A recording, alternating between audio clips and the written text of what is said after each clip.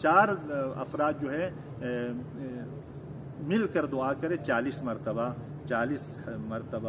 4 افراد مل کر دعا کرے تو بھی اس کی دعا مستجاب ہو جاتی ہے۔ امام محمد باقر علیہ السلام سے روایت ہے کہ امام محمد باقر علیہ السلام کا طریقہ کار یہ تھا کہ آپ جب بھی آپ جو ہے مشکلات میں گر جاتے یا کوئی پریشانی آ جاتی، کوئی مشکل پیش آ جاتے ہیں تو امام جعفر صادق علیہ السلام، امام محمد باقر علیہ السلام جو ہے اپنے بچوں کو، گھر کی عورتوں کو اور گھر کے افراد کو جمع کرتے تھے اور مل کر دعا کرتے تھے اور وہ سب آمین کہتے تھے تو اس کی دعا مستجاب ہوتی ہے۔ تو یہ سیرت امام محمد باقر بھی ہے، گھر کے خانوادے کو، افراد کو جمع کر کے دعا کریں اور سب افراد گھر کے آمین کہیں، یہ سیرت امام محمد باقر ہے۔ اور روایت میں ہے کہ امام جعفر صادق سے آمین کہنے والے لوگ بھی دعا کرنے والے افراد کے ساتھ ثواب میں شریک بھی ہیں، اور اسی طرح خدا کی بارگاہ میں اپنی ذلت، عاجزی اور کمزوری کا اظہار کریں۔ پروردگار نے جناب موسیٰ کی طرف وحی کی کہ مجھ سے لرزتے ہوئے دعا کرو، اپنے چہرہ کو خاک پر رکھو، میرے سامنے باقاعدہ سجدہ کرو اور کھڑے ہو کر ہاتھ پھیلا کر دعا مانگو اور خوف زدہ دل کے ساتھ مجھ سے مناجات کرو۔ یہ خدا کو پسند ہے اگر کوئی اس طرح عجز و عاجزی کے ساتھ اپنی کمزوری کے اظہار کرتے ہوئے خاک پر پیشانی رکھ کر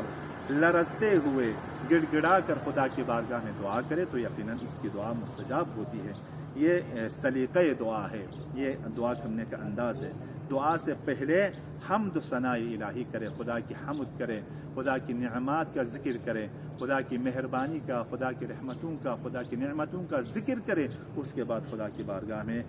دعا کریں۔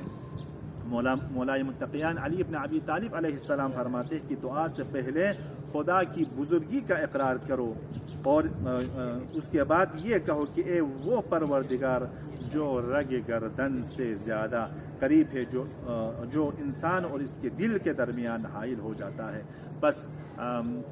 قرآن میں ہے نحن اقرب الی من حبل الورید، اے وہ ذات جو شہ رگ گردن سے زیادہ انسان سے قریب ہے۔ خدا سمیع بھی ہے، سمیعا بصیرا بھی ہے، سننے والا بھی ہے، دیکھنے والا بھی ہے۔ تو یہ کہہ کر اور خدا کی عظمت کا ذکر کرتے ہوئے دعا کرے تو یقیناً اس کی دعا جلد مستجاب ہو جاتی ہے۔ دعا سے پہلے محمد و آل محمد پر درود پڑھے، محمد و آل محمد پر صلوات بھیج کر کوئی دعا کرے تو اس کی دعا جلد مستجاب ہو جاتی ہے۔ اور اسی طرح محمد و آل محمد کے حق کا واسطہ دے کر، محمد و آل محمد کے حق کا واسطہ دے کر اگر کوئی دعا کرے تو یقیناً اس کی دعا مستجاب ہوتی ہے۔ اور آخر میں معصومین کی روایت کے مطابق دعا کرتے وقت حالت گریہ میں اگر کوئی دعا کرے تو یقیناً اس کی دعا مستجاب ہوتی ہے۔ یہ مقدمات دعا، یہ شرائط دعا۔ لیکن آیا زمان کے اعتبار سے، مکان کے اعتبار سے بھی کوئی ضروری ہے کہ مکان کا خیال رکھنا ضروری ہے، زمان کا بھی خیال رکھنا ضروری ہے، دعا کی قبولیت میں تاثیر ہے یا نہیں ہے؟ سوال تو روایت کے مطابق، ائمہ اطہار کی روایت کے مطابق زمان بھی مؤثر ہے دعا کی استجابت میں، مکان بھی دعا کی استجابت میں مہم ہے۔ اس کی ایک بڑی مثال جو ہے قرآن میں دیکھیں، حضرت یعقوب کے فرزندان حضرت یعقوب سے کہا